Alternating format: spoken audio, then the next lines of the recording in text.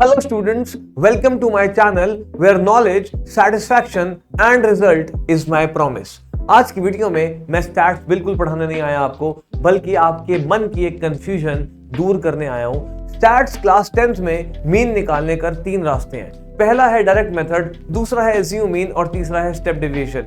अब हम इसी बात में कंफ्यूज्ड हैं कि सर हम कौन सा मेथड यूज करें। कोई कहता है डायरेक्ट मेथड आसान है वो यूज कर लो, कोई कहता है स्टेप डेविएशन, कोई कहता है एज्यूम मीन। इस वीडियो को देखने के बाद आपकी कंफ्यूजन 100% क्लियर हो जाएगी।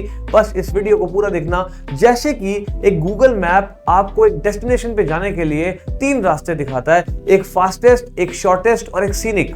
तो कौन सा रास्ता चुने वो आज आप खुद डिसाइड करोगे इस वीडियो को देखने के बाद। चलिए शुरू करते हैं स्टैटिस्टिक्स। तो आज हम सीखने जा रहे हैं mean of continuous series. Continuous series वो होती है जिसमें क्लास इंटरवल होता है। मैं आज आपको मीन निकालना 3 तरीके से सिखाऊंगा। तीनों मेथड्स आपको अच्छी तरह आ जाएंगे। आप कौन सा मेथड यूज करोगे आप खुद बताओगे, क्योंकि डिफरेंशिएशन दूंगा मैं आपको तीनों मेथड्स में और एक खतरनाक डिफरेंशिएशन दूंगा। आओ जरा पहले मेथड से शुरू करते हैं। पहला मेथड है मीन बाय डायरेक्ट मेथड। आज हम डायरेक्ट मेथड से मीन निकालेंगे, मगर उस सीरीज का जो कॉन्टिन्यूअस हो। और कॉन्टिन्यूअस सीरीज वो होती है जिसमें क्लास इंटरवल होता है। और कोई बात नहीं कर रहा मैं आज, क्योंकि मेरी स्पेसिफिक वीडियो है एज्यूम मीन, डायरेक्ट और स्टेप डेविएशन को डिफरेंशिएट करने की। और मैं कोई बात नहीं करूंगा आज स्टैट्स में। अगर आप इस स्टैट्स की पूरी वीडियो देखना चाहते हो तो मेरी प्लेलिस्ट में जाके 1 शॉर्ट वीडियो देख लो, आपको पूरा चैप्टर समझ में आ जाएगा शुरू से। बट आज की वीडियो सिर्फ इन 3 मेथड्स के ऊपर।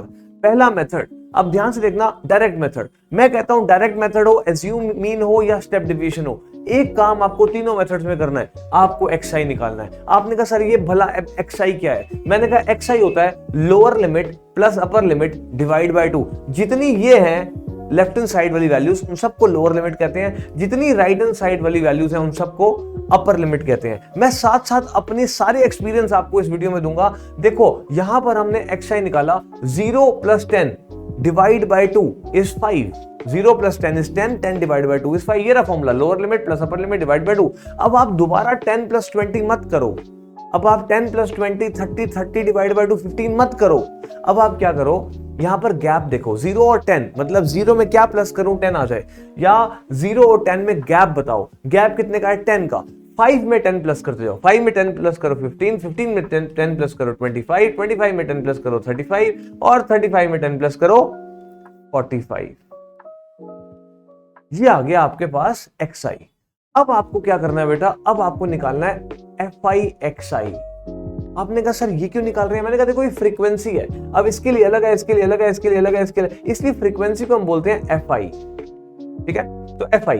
क्लास इंटरवल को बोलते हैं ci। fi xi निकालो। 2 × 5 10, 4 × 15 60, 6 × 25 150, 8 × 35 8 5 is 40, 0 4 carry over, 8 24 and 280, और 10 × 45 is 450। आपने कहा सर अब क्या करूं? मैंने कहा मीन का फॉर्मूला लगा दो। मीन का फॉर्मूला सब जानते हैं, और नहीं जानते तो आज डायरेक्ट मेथड का मीन का फॉर्मूला जान दो। मीन का फॉर्मूला होता है mean is equal to sigma xi fi by sigma fi। आपने कहा सर ये फॉर्मूला कहां से आया? मैंने कहा मैथ्स की दुनिया में रीजन जानना बहुत जरूरी है। देखो सिग्मा का मतलब होता है प्लस कर दो। किसको? xi और fi को। xi और fi को प्लस कर दो। तो आपने कहा सर xi fi वाली सारी वैल्यूज को प्लस करो, और ये इन सबको अगर आप प्लस करते हो तो ध्यान से देखो, ये होता है 450 + 150 is 600, 600 + 280, 600 + 280 is 880, 880 + 60 is 940, 940 + 10 is 950। ये आपको प्लस करके मिल गया। और नीचे है सिग्मा fi, मतलब सिग्मा मतलब सम कर दो। किसका? fi का सम कर दो। 2 + 4 6, 12 20 and 30, और इन दोनों को डिवाइड कर दो। तो आपने कहा सर ये तो बड़ा आसान है, 950 डिवाइड बाय 30, 0 से 0 कैंसिल हुआ। यहां पर 3 3 9 और 1.66 आपका आंसर आ गया। 6666 आएगा, मगर आप रुक जाओ, 67 भी लिख सकते हो आप इसको, 67। ये आपका आंसर आ गया, क्योंकि 6 के बाद जो रिपीट हो रहा है वो नंबर 5 से बड़ा है, इसलिए हम उसको नेक्स्ट नंबर लिख देते हैं 67। तो ये आपका फाइनल आंसर है इस मीन का। अब यहां पर आपने एक चीज ऑब्जर्व करो, सिर्फ observation is very important. Observe करो आपने क्या किया। आपने xi निकाला which will be common in every method. उसके बाद जब fi xi निकाला तो आपको थोड़ी सी मेहनत करनी पड़ी, आपको इनको मल्टीप्लाई करना पड़ा, बड़े बड़े नंबरों को मल्टीप्लाई कर, फिर इनको प्लस करना पड़ा इतने बड़े बड़े नंबरों को, फिर इतने बड़े बड़े नंबरों को डिवाइड करना पड़ा।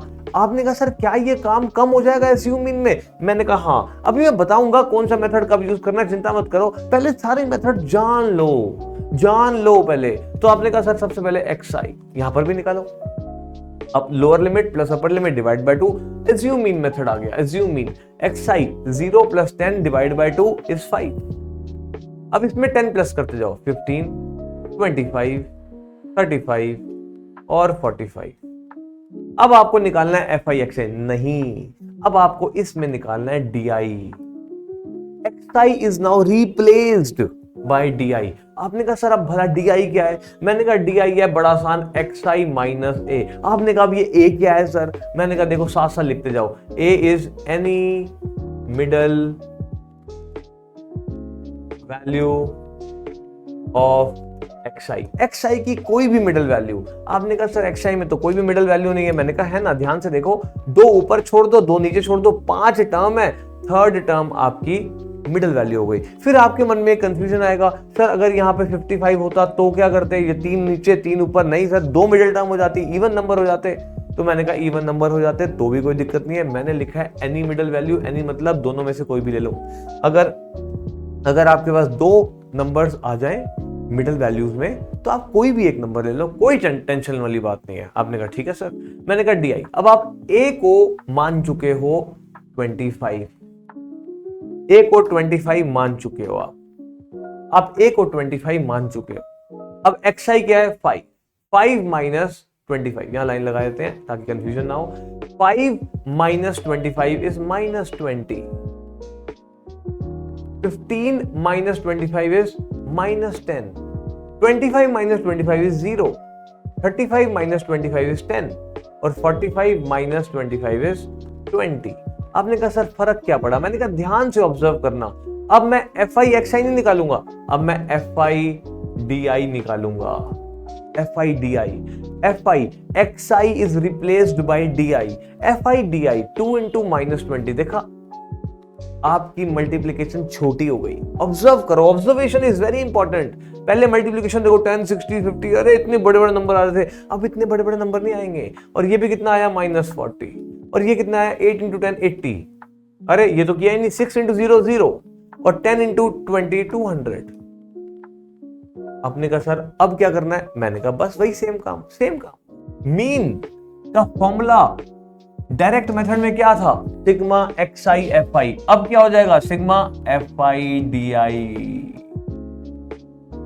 fi xi था, xi रिप्लेस हो गया di से, अब फॉर्मूला हो गया fi di और डिवाइड में वही रहेगा सिग्मा fi।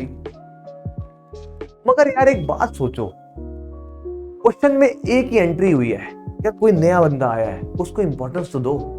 तुम सारे लोग बैठे हो, एक पार्टी कर रहे हो, कोई सामने से थोड़ा सा लेट आता है तो हम सारे उठ जाते हैं उसको ग्रीट करने के लिए, तो उसको इंपॉर्टेंस देते हैं। चल कोई बात नहीं, लेट आया तो सही है ना।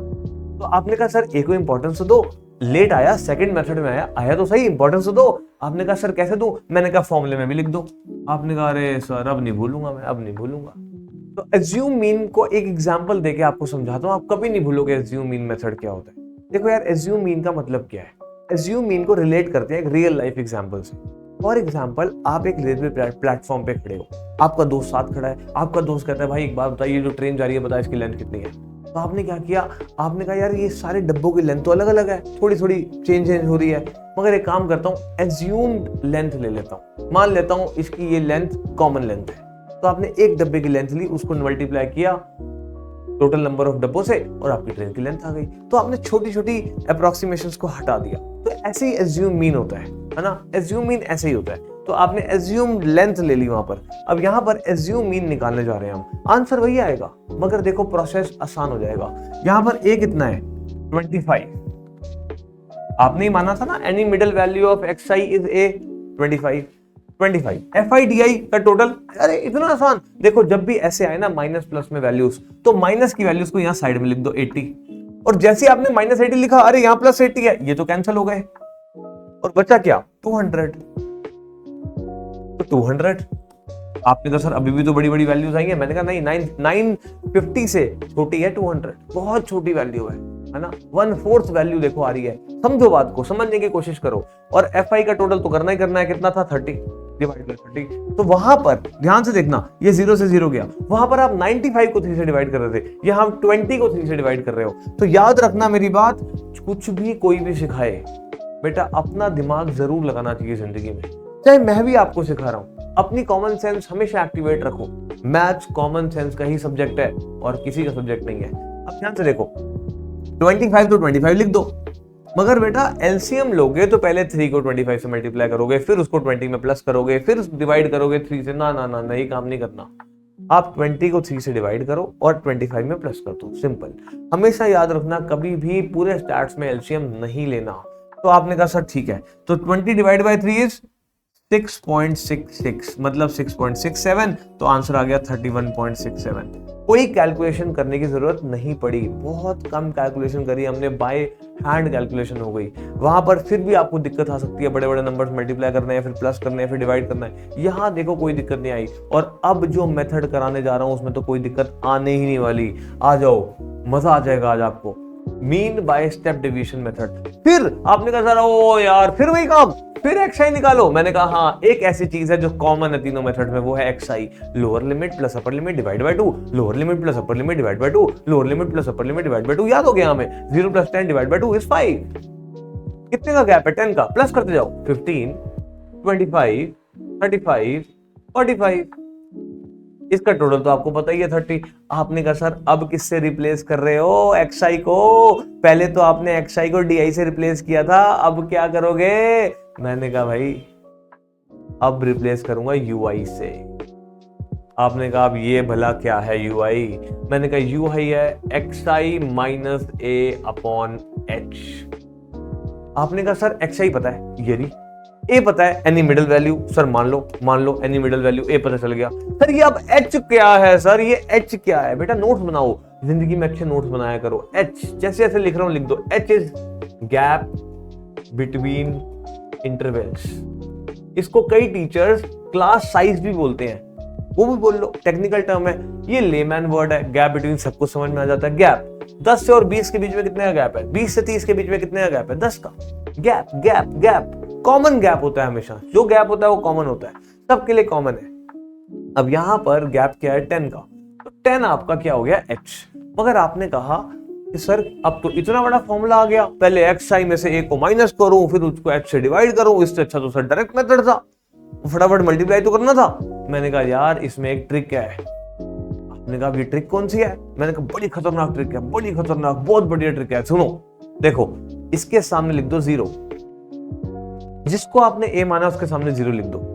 ऊपर माइनस की काउंटिंग लिखो, -1, -2। नीचे प्लस की काउंटिंग लिखो, 1, 2। आपने कहा पक्का सर श्योर हो? मैंने कहा आपको श्योर कर देता हूं, मैं तो श्योर हूं। देखो कैसे। xi कितना है? 5। a कितना है? 25, 25। 5 - 25, 5 - 25 -20, -20 divide by 10 gap, -20 divide by 10 gap, -2। ठीक है ना? सॉरी, अब डाउट नहीं करना आपने डाउट नहीं करना। अब आपने कुछ नहीं करना, डाउट नहीं करना, सिर्फ सिंपली सीखना है और अप्लाई करना। a के सामने 0, अगर एक और वैल्यू होती तो 3 आ जाता, ऊपर एक और होती तो -3 आता, नीचे 2 और होती तो 3 और 4 आता। ठीक है ना? अब आप आ जाओ, क्या करें सर? मैंने कहा भाई xi नहीं, xi is replaced by ui, fi निकाल दो। fi 2 × -2 -4। और छोटी हो गई, और छोटी हो गई। पहले क्या था? 40, उससे पहले क्या था? अरे ये 60, 150, 280, 450, अरे उससे छोटी हो गई वैल्यूज, 200 तक आ गई, 80 तक आ गई। अरे अब 4 × -1 -4, अरे 6 × 0 0, अरे 8 × 1 8, 10 × 2 20। कहां 200, कहां 20, कहां 450 था, है ना? जो भी था। आपने कहा सर तो बड़ा आसान हो गया। मैंने कहा एग्जैक्टली। तो आपने कहा सर अब क्या करूं? मैंने कहा इसका टोटल करो, FI UI का टोटल करना ही करना है। ये हो गया -8, और ये -8 तो 8 से कैंसिल हो गया। अगर ना होता कैंसिल तो भी क्या बात थी? या -8 लिखो और यहां लिखो जो प्लस में आ रहा है +28। अब 28 में से 8 को माइनस कर दो, 20 लिख दो। ऐसे भी कर सकते हो आप, है ना, ऐसे ही करना है। जरूरी नहीं है 8 कैंसिल होंगे, हर क्वेश्चन में नहीं होंगे।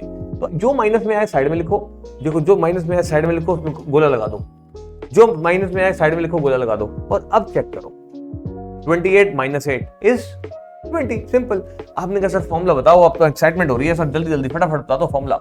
मैंने कहा मीन का फॉर्मूला देख लो भाई, ए तो आएगा ही आएगा, plus FI/UI divide by FI। हमने सोचा ए आया था, नया गेस्ट, अब सारे गेस्ट आ गए होंगे, मगर एक गेस्ट और आ गया। अब ए भी साथ खड़ा होगा उसके, उसके आदर सम्मान के लिए, उसकी रिस्पेक्ट के लिए, है ना, उसको ग्रीट करने के लिए। आपने कहा सर अभी ये नया मेहमान कौन है? मैंने कहा ये बताओ नया मेहमान यहाँ पर कौन है, यहाँ पे कौन है? आपने कहा एच, तो मैंने कहा वहां भी आएगा भाई, वहां पे भी आएगा। दोस्त, तुम सब मेरे दोस्तों की तरह सीख जाओ मैथ, ठीक है? आपने कहा ठीक है सर। अभी भी बोल रहा हूँ, स्टेप डेविएशन के और क्वेश्चन देखने हो, पूरी वीडियो को देखना हो, स्टैट्स को पूरा देखना हो, 1 शॉट वीडियो अवेलेबल है, बहुत खतरनाक वीडियो, आप देख सकते हो, पूरे चैप्टर समझ में आ जाएगा आपको, ठीक है? यहाँ पर मैं सिर्फ यही बात करूंगा बस, इन तीनों में डिफरेंशिएट और कौन सा मेथड यूज करना है, कब करना है, आप अभी बताने वाला हूं आपको। मीन, ए बताओ, A is 25, FI/UI is 20, FI is 30, H is 10। अरे कितनी सिंपल कैलकुलेशन हो गई, अरे तो बहुत सिंपल कैलकुलेशन हो गई। मैंने क्या किया, देखो 0 से 0 कैंसिल हो गया, कितना आया 25 + 20/3, 25 + 6.66, इसको हम क्या लिखेंगे 6.67। आंसर आ गया, आंसर आ गया। आपने कहा सर बात तो सही है, ये तो और आसान था। अब सुनो मेरी बात ध्यान से बेटा, कहीं लिख लेना। देखो मैं आपको गलत नहीं बोलूंगा, मेरे पे भरोसा करना। आप अपने स्कूल के टीचर से जाके जरूर पूछना कि मुझे सौरभ सर ने बताया YouTube पे, क्या उन्होंने सही बोला है। देखो बेटा, direct method never ever use, कभी भी यूज मत करो, गलती होने के चांसेस ज्यादा हैं। नेवर एवर यूज, क्योंकि इतनी बड़ी बड़ी कैलकुलेशन कई क्वेश्चनों में आ जाएगी। अभी तो ये 0 से 10 था, अगर ये 100 से 200 होता तो आप फंस जाते बेटा। एक्स्ट्रा इतना बड़ा आता, उसको मल्टीप्लाई करने में आपको पसीने आ जाते आपके, ठीक है ना? तो इसलिए ये कभी यूज मत करो। ये एक जगह यूज होता है जब गैप अलग अलग हो, बस ये मेरी बात याद रखना। वो 8th क्वेश्चन एनसीईआरटी में एक ही लौता ऐसा क्वेश्चन है जो डायरेक्ट मेथड के बिना किसी से नहीं होगा, गैप अलग अलग होगा। 0 से 10, 10 से 15, गैप अलग हो गया ना, तो तभी यूज करना है डायरेक्ट, वरना अपनी चॉइस में डायरेक्ट मेथड को हटा दो, हटा दो। देख लेना, मेरी बात मानना, मेरी बात मान लो। आपने कहा सर एज्यूम मीन, मैंने कहा नहीं यूज करना। आपने कहा सर सिखाया क्यों? मैंने कहा क्योंकि कभी कभी टीचर कहती है एज्यूम मीन से सॉल्व करो, तो यूज व्हेन आस्क्ड, जब तक पूछा ना जाए तब तक पंगा लेने की कोई जरूरत नहीं है। यूज व्हेन आस्क्ड, पूछा जाए यूज कर लो। आपने कहा सर स्टेप डेविएशन, मैंने कहा यार स्टैटिस्टिक्स मीन का भगवान, गले लगा लो इसको। Always use this method. मेरी वीडियो यहीं खत्म होती है। मैंने जो बताना था आपको बता दिया। मिलते हैं नेक्स्ट वीडियो में। Wish you all the best, thank you so much. और अगर आप मुझे एक छोटा सा सपोर्ट करना चाहते हो, ये वीडियो अगर आपको पसंद आई हो तो जरूर इस वीडियो को लाइक करो, अपने फ्रेंड्स को शेयर करो, ताकि हम भी आपके साथ ग्रो करें। Wish you all the best, thank you so much. मिलते हैं नेक्स्ट वीडियो में।